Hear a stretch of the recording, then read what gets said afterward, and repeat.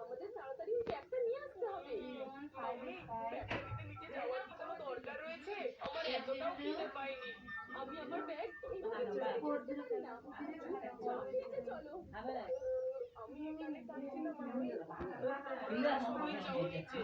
ঠিক আছে, যদি একটু এদিক ওদিক কিছু হয়েছে না তাহলে আমায় বলো না। ওর মোবাইল বন্ধ আছে। হ্যাঁ যাও যাও বাড়ি থেকে আমি ফোন করে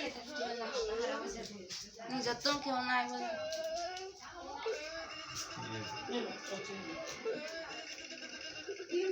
আরে দাঁড়াও আমিও আসছি।